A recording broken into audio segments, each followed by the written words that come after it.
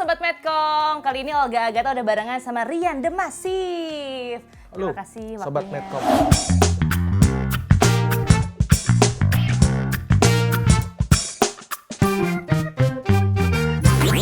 Senang lo boleh mampir ke sini. Sama-sama. Apalagi ini katanya ruangan spesial. Ruangan yang tidak boleh sembarang orang masuk. Kenapa gitu?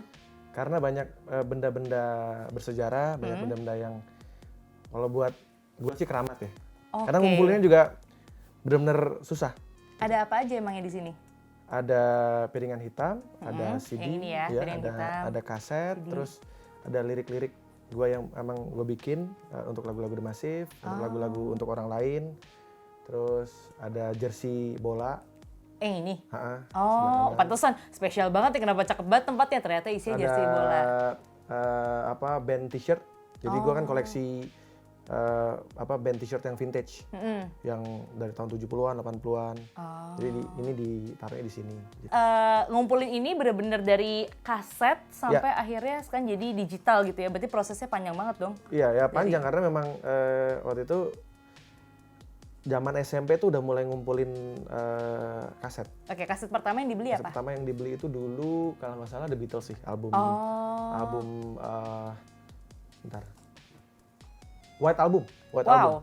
White Album. Oke, itu dulu pertama kali Itu beli kaset itu. ya. Setelah itu baru ngumpulin yang ya pokoknya yang disuka aja. Terus akhirnya ngumpulin yang Indonesia kayak Faris RM, Chrisye gitu-gitu. Ya terutama Chrisye sih karena aku suka banget Chrisye. Sekarang udah jadi Gua atau aku ya ngomongnya enakan. terserah, senyamannya aja Mas. Oke. Boleh. Iya. Nah, ini udah berkecimpung di dunia musik lama, berarti udah dapat kesempatan buat ketemu sama orang-orang yang legend itu kan. Nah, gimana tuh? Sudah, cuma yang paling menyesal adalah belum sempat ketemu sama almarhum Chrisye sih. Karena waktu itu pas sudah masuk ke musika, itu tahun 2007, Om Chrisye itu sudah nggak ada, udah meninggal kan. Jadi, tapi kemarin alhamdulillah di album ke-6 The Massive, kita dapat kesempatan berkolaborasi sama Chrisye. Walaupun hanya lewat suara, jadi bisa dilihat di YouTube juga. Itu judul lagunya Selamat Jalan Kekasih. Jadi itu ada suaranya Chrisye di situ. Ya alhamdulillah dapat kesempatan akhirnya bisa berduet dengan Chrisye walaupun hanya lewat suara. Tapi kalau yang lain-lain itu kayak Om Iwan Fals itu alhamdulillah sudah kerjasama. Ya, ketemu ya. Terus ya dengan almarhum Om Yoki Suri Prayogo sudah sempat kerjasama juga di album kelima. Terus ya sebenarnya banyak sih. Tapi kalau ketemu langsung foto minta tanda tangan itu udah banyak banget kayak ada God Bless, ada Guru Soekarno Putra, terus apa lagi ya? Grace Simon itu penyanyi tahun 70-an, 80-an. Nah, kalau musik zaman sekarang suka juga nggak? Suka juga. Yang indie-indie zaman sekarang. Suka. Kemarin sempat cover lagunya Hindia juga Nah, kan? ini sempat jadi kayak langsung apa ya? Itu viral nggak sih lo kayak gitu karena Viral, karena soalnya aku banyak banget nonton. yang upload. Ada beberapa media di Instagram juga yang followersnya banyak tuh ngupload juga. Di Twitter juga banyak banget yang nge-view gitu. Sebenarnya gue itu agak jarang dengerin lagu Indonesia berulang-ulang. Itu mungkin jaraknya bisa berapa tahun sekali gitu. Nah kemarin itu gue sempet pas Fish sebenarnya nggak terlalu dengerin banget. Terus pas dia solo ada satu lagu yang besok mungkin kita sampai. Menurut gue itu lagunya sangat jujur ya. Ya. Lagunya tidak seperti menggurui tapi dalam gitu. Dan gue sempat agak terenyuh saat di jalan, lagi ngeliatin jalanan gitu. Kok kayaknya apa ya? Bikin terenyuh aja lagunya gitu. Iya. Dalam gitu. Menyentuh gitu ya. Iya, menyentuh. Dan sempat ketemu sekali sih tapi nggak sempat hanya nyapa biasa aja. Jadi nggak sempat yang ngobrol gitu sama si Baskaranya. Akhirnya kemarin bangun tidur sama Ralia kan. Iya, ada Ralia juga. Cover lagunya aja gitu. Nggak taunya yang views banyak banget. Di Twitter juga rame, di Instagram rame juga, bahkan di repost sama beberapa Instagram yang lain. Dan tadi ngobrolin soal bola juga kan emang kita tahu lah ya Mas Rey ngikutin Persija banget. Ya. Kemarin waktu BP akhirnya gantung sepatu, gimana Mas ngadepinnya gitu? Ya BP kan bisa dibilang dia tuh icon ya, icon sepak bola Indonesia. Jadi bukan hanya Persija. Karena di tim nasional pun dia juga banyak mencetak sejarah juga gitu. Terus di Persija udah pasti karena dia satu-satunya pemain Persija yang ada di dua era. Di era tahun 2001 sama 2018 dia juara Liga Indonesia. Jadi secara sejarah mencetak gol juga banyak banget kan 200. Sampai dapat pengakuan dari dunia juga Iya, kan bahkan tuh. sampai FIFA pun ngucapin juga Iya, kan kemarin gitu. kalau di Jadi Twitter. ya dia adalah panutan ya, panutan pemain sepak bola yang menjadi panutan banyak orang, nggak cuma pesepak bola aja, tapi juga kayak saya pun jadi panutan. Jadi bagaimana kita tuh harus punya dedikasi untuk profesi ya. Nah itu kalau kita punya dedikasi ke profesi kita, orang akan menghargainya ya sebegitunya gitu. Ya kemarin kebetulan jadi saksi juga. Pertandingan terakhir nonton ya? Pertandingan terakhir nonton, terus saya juga upload di YouTube juga, di YouTube saya juga.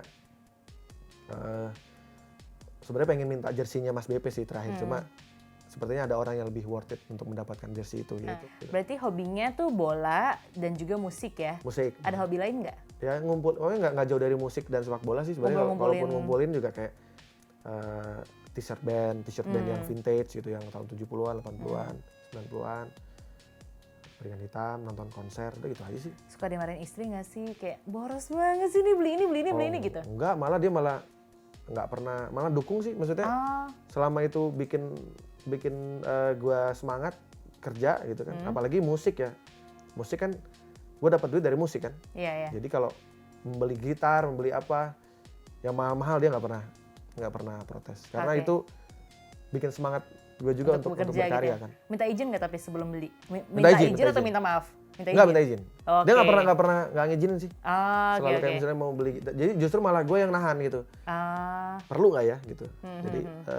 Jadi dulu sih pas sebelum menikah sih apa aja dibeli, maksudnya yang disuka dibeli gitu. Tapi sekarang karena sudah menikah, sudah punya anak, makin banyak dibeli malah. Oh lo malah. Ternyata tadinya gini, gue pikir sebelum menikah itu gue mikir, ntar kalau gue menikah kayaknya gue bakal berhenti nih beli gitar koleksi gitu ya. Setelah menikah malah rezekinya makin banyak. Oh, ada rezeki nikah, rezeki anak gitu-gitu ya. Jadi buat teman-teman yang hanya pacaran saja, mending cepet nikah. Waduh, langsung semuanya komen, aduh aku juga maunya gitu bang. Karena gitu. rezekinya banyak banget beneran deh. Tiba-tiba mengalir gitu ya. Masalahnya gue setelah menikah itu gue baru bisa merasakan nonton bola di Inggris, bisa manggung di Eropa dan sebagainya. Itu setelah menikah. Tahu gitu kenapa gue dari awal aja nikah ya. Iya, aturan lebih cepet ya kali-kali. Pas lahir Ralia itu juga rezekinya banyak banget. Ya, jadi percaya aja kalau emang ada rezekinya mah udah diatur gitu ya. Benar, jadi jangan takut buat menikah. Waduh. Jangan lama-lama maksudnya. Ntar ujung-ujungnya nikahnya sama yang lain kan. Iya, malah kan? Sedih. Mendingan kalau udah ada calonnya. Iya, daripada jagain jodoh orang kan. Ini kayaknya video ini bakal dijadiin kode gitu ya? buat orang-orang. Tuh denger tuh kata Rian The Massive gitu. Karena udah ada buktinya sih. Bukti langsung ya. Gue menikah umur 26. Lo umur berapa sekarang? 23. Kalau cewek kayaknya lebih cepat ya. Iya, tergantung jodohnya sih ada apa enggak. Kalau gue sih bisa dibilang dulu itu termasuk yang cepat ya nikahnya. Muda. Biasanya cowok tuh 30-an, 28, 30. The Massive tuh lagi bagus-bagus ya, maksudnya di era itu lagi naik-naiknya banget kan. Itu 2012. Oh iya. Itu era lagu natural dan sebagainya. Maksudnya masih di dalam ya cukup jadi perbincangan saat itu ya. Jadi ketika menikah itu terutama Massivers ya, itu cukup banyak yang kecewa lah gitu. Oh gitu, kayak kecewanya apa nih, takut jadi waktunya berkurang? Nggak, kecewanya karena saya menikah saat itu. Oh, kan peluang aku sama Mas Rian berkurang gitu ya? Nggak tahu kenapa, mungkin karena namanya kalau ya kayak gue ngefans sama siapa penyanyi cewek gitu. Gue kan kadang suka ngayal juga, dia jadi pacar gue gitu kan. Iya, jadi begitu menikah. Mungkin juga seperti itu gitu. Tapi akhirnya setelah berjalan gitu, akhirnya bisa menerima juga sih. Karena kan memang ya setiap orang kan pasti akan menikah ya. Tapi sempat kayak berkurang, kayak misalnya followers berkurang, gitu-gitu nggak? Alhamdulillah malah ketika punya anak malah makin bertambah malah.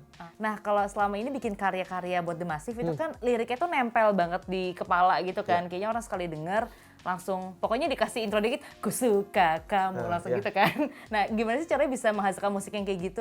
Ya sebenarnya dari dulu tuh gue kalau dengerin albumnya siapa gitu ya, misalnya dengerin albumnya misalnya Dewa gitu ya, Dewa 19 gitu ya. Nah gue tuh selalu ada lagu yang gue suka di setiap albumnya gitu. Jadi kayak gue tuh udah punya feeling, ini lagunya bagus deh. Tapi akhirnya bener, jadi hit singlenya si band itu. Kayak misalnya gue denger waktu Samsons. Itu gue suka lagu yang judulnya, Bila yang tertulis. nah itu Kenangan Terindah. yang Kenangan Terindah. Wih, gila, aduh cepet. Nah itu gue beli kasetnya waktu zamannya Naluri Lelaki. Jadi kan waktu itu kan ada single pertama dia tuh Naluri Lelaki.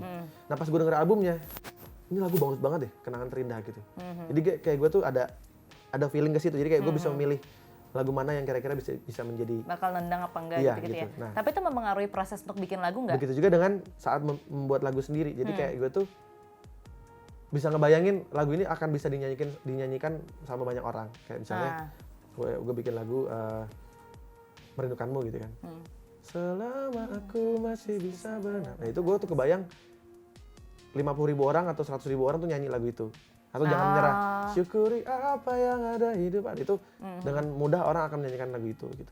Kalau yang Cinta Ini Membunuhku, itu awalnya gitu juga dari feeling kayaknya bakal. Nah kalau itu jujur, ya lagu pertama itu begitu kan juga. Cuma memang dibarengi dengan rasa sakit yang luar biasa saat itu. Kau hancurkan.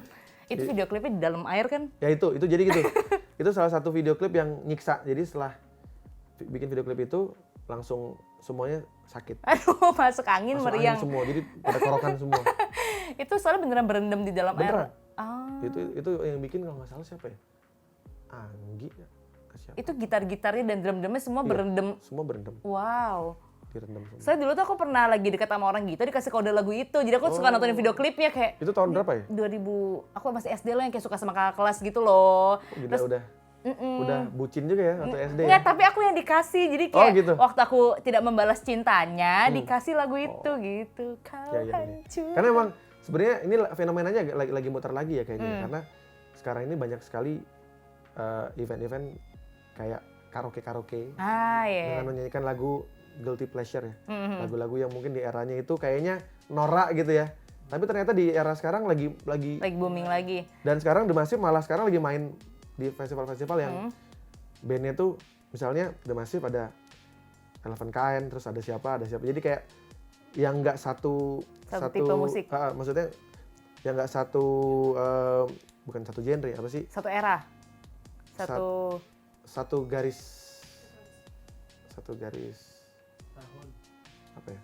Satu garis lah pokoknya. Jadi kayak kalau The Massive kan eranya kan ada The Massive, ada Seventeen, ada Armada gitu-gitu ya. Nah, akhir-akhir ini beda kita generasi gitu ya. Bukan genre dan scene kali ya, beda scene. Oh, beda oke. skena. Iya, beda scene. Iya. Jadi kita bahkan di beberapa festival nanti di awal tahun, kita akan main di festival-festival yang sebenarnya banyak banget band-band indinya. Nah, kita nyempil di situ gitu. Nggak tahu kenapa. Karena lagunya mudah dikaraokein gitu kali ya. Jadi maksudnya sing along bareng Iya, gitu. karena beberapa kali kayak si Om Leo berkaraoke, terus Ucup Pop. Nah, itu juga berkali-kali kayak banyak banget orang yang mention mereka lagi spinning jadi DJ Spotify itulah ya yang tinggal play doang. Itu membawakan lagu-lagu The Massive dan itu ternyata maksudnya pecah banget gitu. Dan berapa kali kita main di selatan juga kayak main di bar and lounge gitu. Itu emang pecah banget sih. Gak tahu kenapa, jadi kayak orang-orang atau anak-anak muda yang dulu masih SD gitu terus akhirnya belum pernah nonton The Massive, kita diundang di tempat-tempat seperti itu ya, di bar and lounge itu. Mereka datang nonton dan nyanyinya kenceng banget gitu ya. Lebih kenceng dari gua gitu. Kayak nyanyi lagu Apa Salahku, nyanyi lagu Sudahi Peri Ini Cukup Sudah Dosa itu, terus Rindu Setengah Mati itu kenceng banget. Aku rindu, nah, aku juga bisa. Iya. Kayaknya lagi eranya deh emang bener Mas. Waktu mereka kecil kan sama aku tuh kecilnya. Jadi dan lagi eranya. mungkin juga secara ekonomi juga mungkin di era itu kan mungkin orang nggak bisa nonton kita misalnya nonton gitu konser gitu. Kalau sekarang kan mungkin anak-anak muda sekarang kan juga udah berpenghasilan ya, walaupun dia kuliah tapi paling nggak dia punya penghasilan gitu, kreatif kan. Jadi ketika dia mau seru-seruan mau nonton The Massive itu bisa gitu, kayak di bar and lounge kan sebenarnya dia harus beli minum dan makan dan sebagainya kan. Ternyata rame mau banget. aja gitu ya. Dan selain kesibukan dengan The Massive, sekarang juga lagi banyak proyekan kayak bisnis kuliner. Ya. Tadi kita habis mampir juga ke kafenya. Itu di atasnya, di bawahnya kafe, terus di majuan dikit itu ada salonnya kan ya? Ada salon, ada studio musik. Lantai 3-nya ada kantor kantorku juga. Oh, jadi kalau mau ketemu sama Rian The Massive paling sering di situ sebenarnya lebih Kalau mau gampang gampang ketemu. di situ. Oke. Itu awalnya kenapa bisa kepikiran bisnis ini deh gitu? Sebenarnya sih kalau gue tuh bisnis nggak pengen yang jauh-jauh dari apa yang gue suka atau yang gue bisa gitu, karena gue nggak pengen bisnis tapi gue nggak ngerti apa yang harus dilakukan, jadi harus paham dengan apa yang kita kerjakan itu. Kayak contoh kuliner, gue selalu kemana-mana makan kan juga kebutuhan kita ya. Iya. Nah, terus salon, gue selalu potong rambut. Terus studio musik karena gue rekaman.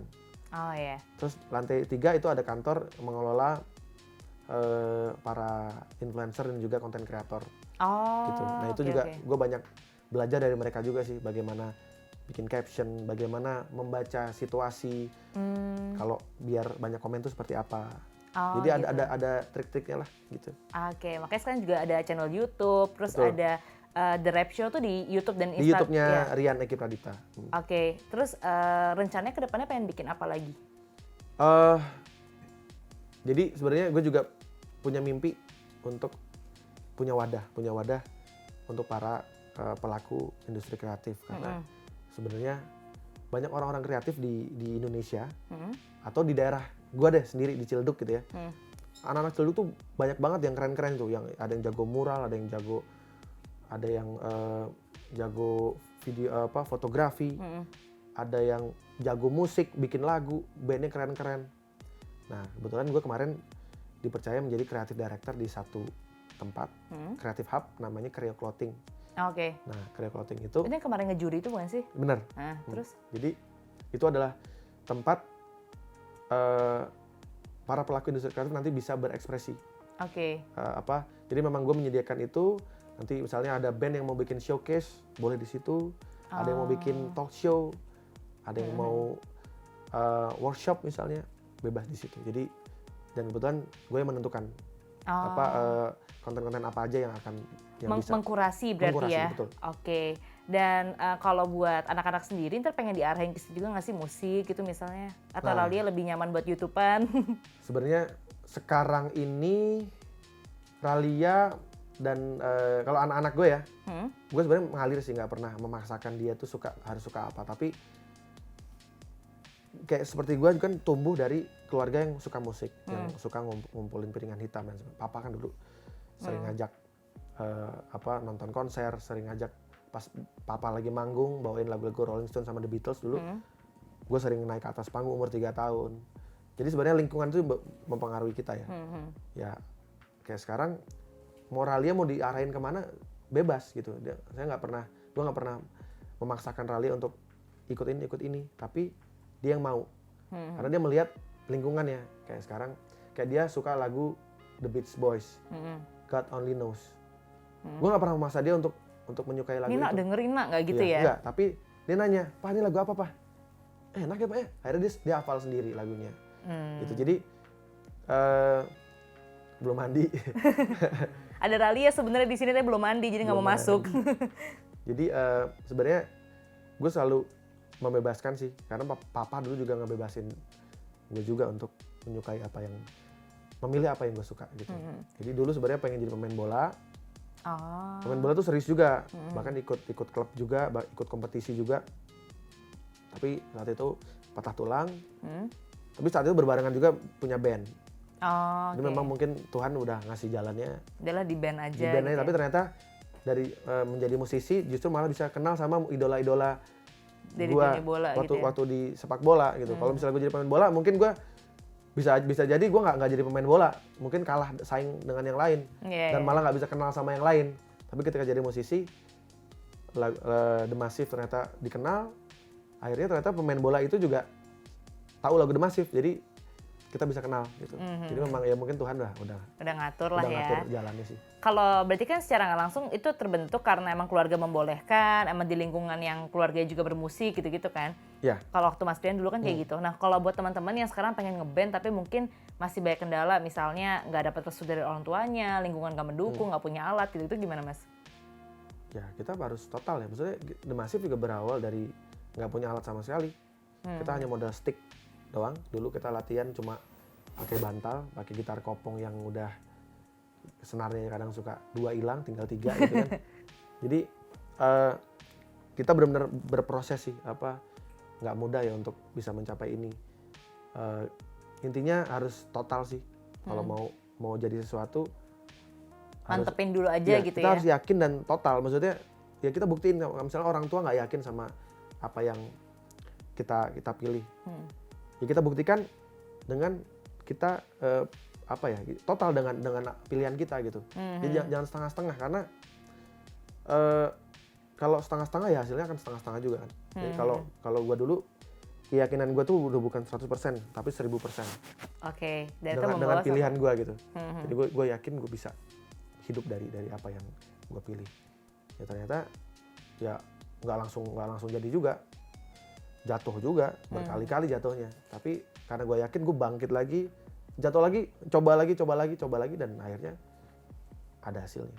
Kalau kayak sekarang ini kan udah kelihatan hasilnya, tapi sebenarnya di balik itu ada nggak sih hal-hal kecil yang sebenarnya, aduh ini tuh masih kejadian di gue juga lah, kegagalan gitu-gitu. Jadi setiap orang itu kan punya fasenya, pasti stepnya naik ya. Jadi ketika kita di sini tantangannya akan lebih lagi. Kita ngelewatin tantangan ini akan naik lagi. Jadi akan naik kelas terus. Nah itu sebenarnya kalau kita berproses pasti kita bisa ngelewatin itu. Oh iya, jadi, karena nggak instan, jadi pernah ngalamin ya. Kalau gue sih selama kita hidup, selama kita masih menghirup nafas kita masih bisa kita hirup. Nah itu nggak akan pernah ada halangan. Oke. Jadi kita harus pasti Tabas bisa terus gitu ya. Pasti bisa kita lewatin, nggak mungkin nggak. Gitu. Oke. Tadi juga udah sempet sebutin beberapa koleksi yang ada. Boleh nggak aku lihat yang kesayangan gitu, yang paling paling keren gitu, yang paling gue sayang. Yang mana Mas? Sebentar. Ya. Boleh gue ambil ya? Boleh dong. Oke, jadi ada 3 koleksi kesayangan. Boleh diceritain nggak satu-satu ini apa aja? Sebenarnya sih ini lebih ke value-nya juga sama kesayangan juga sih. Nah, yang pertama ini Arissa Birawa. Ini adalah band. Jadi ini sebenarnya adalah band pengiring. Jadi band pengiring, cuma ada satu momen mereka membuat satu album. Nah, sebenarnya lagunya ini yang psychedelic itu sebenarnya hanya beberapa.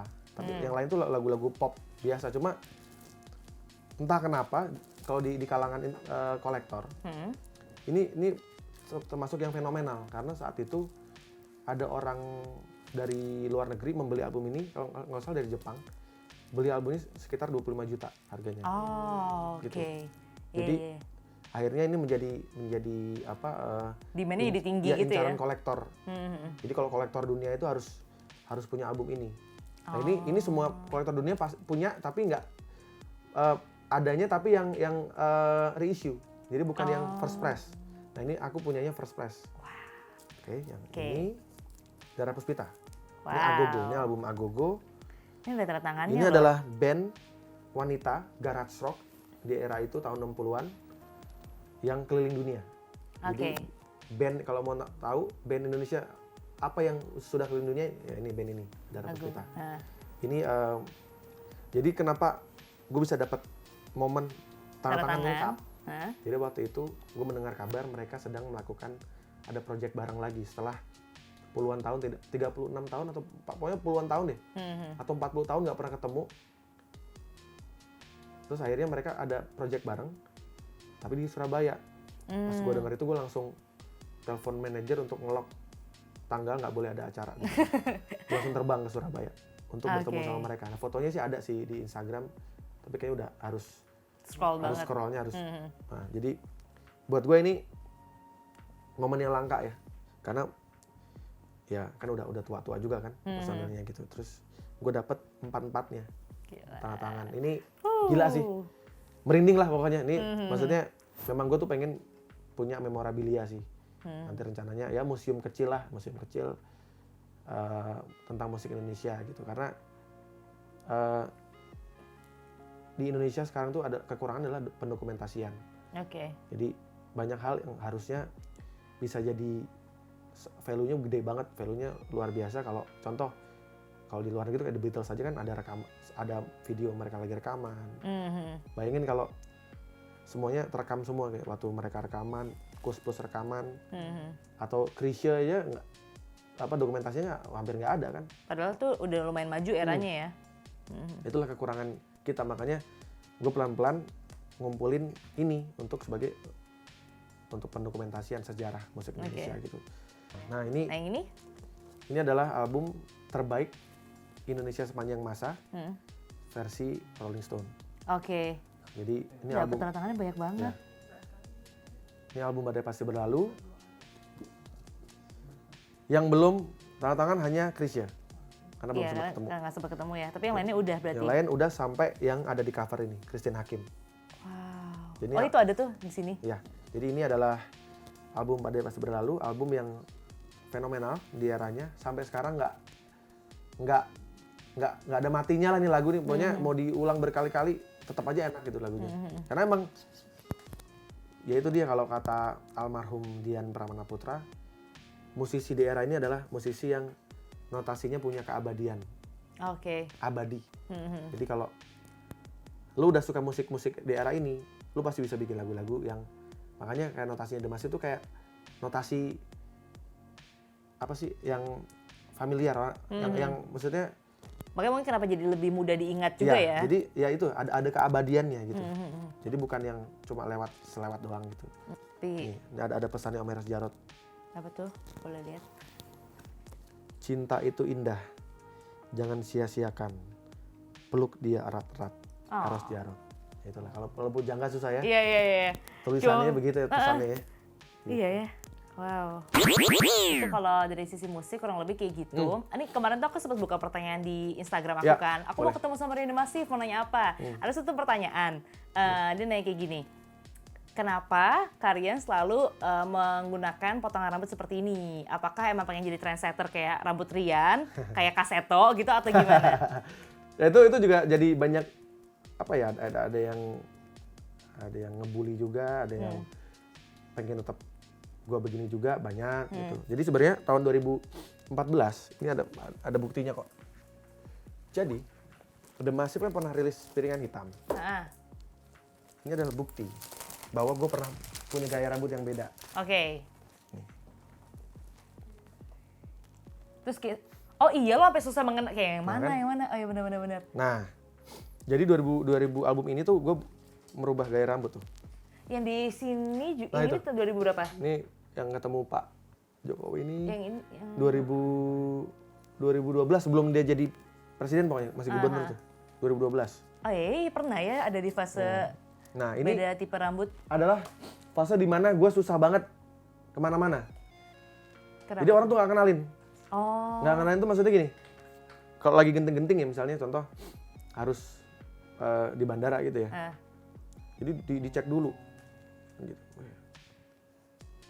Jadi dia nggak tahu gitu. Oh. Nah, kalau dengan rambut begini tuh kayak all access aja gitu. Iya. Jadi kayak kemana-mana tuh enak gitu. Kayak dapat ID card all access gitu jadi ya. ID-nya tuh udah bukan pakai ID tapi udah muka gitu. Jadi itu satu apa ya hal yang positif yang didapat ketika gue pakai rambut ini. Jadi orang kenal. Nah pas zamannya ini orang kenal hanya saat di panggung. Oh tuh Rian gitu. Nah zaman itu juga eranya gue masih belum aktif di sosial media kan. Jadi kayak gue belum bikin Instagram kalau nggak salah di ini 2012 tuh. 2013 tuh gue belum baru bikin Instagram tuh. Makanya kalau zaman sekarang mungkin orang gue bisa ngasih tahu proses potong rambutnya gitu kan. Oh iya. Jadi orang tahu gitu.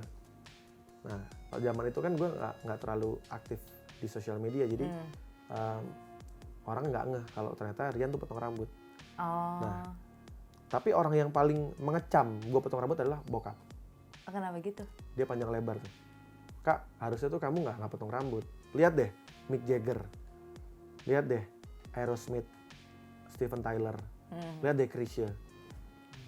Dari zaman muda sampai tua nggak pernah berubah gaya rambut karena dia itu trademarknya seperti itu. Oh. Itu adalah ciri khas lu. Lu jangan ngubah ciri khas. Ya bener juga sih.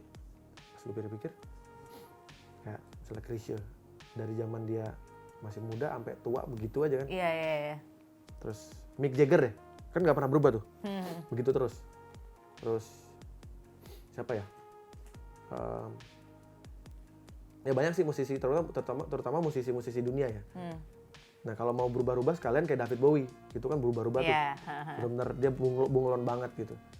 Tapi kalau mau punya karakter yang kuat ya lu harus mempertahankan gaya rambut lu seperti awal lu masuk ke Memulai industri. gitu Nah, ya. Oke. akhirnya dan ternyata memang rezekinya memang kayaknya di rambutnya seperti ini.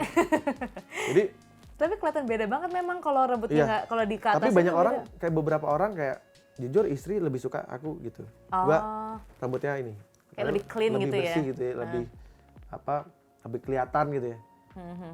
Nah, cuman ternyata rezekinya sepertinya Justru di rambut panjang di ini rambut gitu. yang berponi ini gitu. Ya, memang bener sih. Nah, sama ada satu momen yang bikin gue sempat upload di Instagram. Kenapa akhirnya gue memutuskan untuk kembali ke rambut seperti ini. Jadi ada momen waktu itu ada acara di satu tempat perbelanjaan lah gitu. Lagi gue diundang di satu acara. Ada cowok dong lari, kenceng banget. Mas, mau foto dong. Terima kasih Mas Vidi. Ya, Gue dikira ya beda orang. gue dibilang Vidi Aldiano dong. Aduh. Nah itu gue sempet share ke Instagram tuh, si Vidi ngakak banget. Jadi Padahal beda loh. Aku jadi ngamatin kalau rambutnya berubah. Enggak juga, nggak kayak Vidi juga loh padahal. ya Vidi awal-awal lah gitu. Ah ya, oke. Terus. Nggak tahu tiba-tiba gue dipanggil Vidi Aldiano gitu. Nah mulai dari situ gue langsung bertekad untuk tidak pendek lagi rambutnya. Pokoknya Rian panjang. Demasif kayak gini gitu Gue mau ya. begini aja udah, sampai tua begini aja udah. Gitu. Oke. Bahkan sempat ada yang komen juga di Instagram kalau nggak salah, itu Rian nggak mau ganti gaya rambut apa? Padahal gue udah bilang, padahal gue pernah mengganti gaya rambut dan ternyata orang tidak mengenal gue. Dan kita pun juga lupa sih. Maksudnya aku lupa pernah ada perubahan jadi rambut pendek itu karena gitu. ingetnya Rian Demasif begini gitu. Iya. Jadi ya banyak kelebihan juga sih, maksudnya banyak keuntungan juga ketika pakai rambut ini tuh kayak gitu seperti yang gue bilang tadi, all access aja gitu. Kayak nonton konser gitu kan. Tiba-tiba ada yang ngasih tiket gratis gitu. Yeah. Tiba-tiba ada yang ya pokoknya banyak hal yang banyak keuntungan lah gitu. Gitu. Kalau fans sendiri lebih suka yang mana? Ada beberapa yang suka pendek, tapi lebih banyak yang suka begini. Oke. Jadi ada ya pro dan kontra juga sih. Tapi Makanya kemarin sempat bikin challenge. Kalau ada 1 juta views, gue sengaja karena nggak mungkin 1 juta views. Gue akan potong rambut. Nggak kesampai, jadi gue nggak potong rambut. jadi aman dengan potongan Iya. kayak gini gitu ya. Ayo.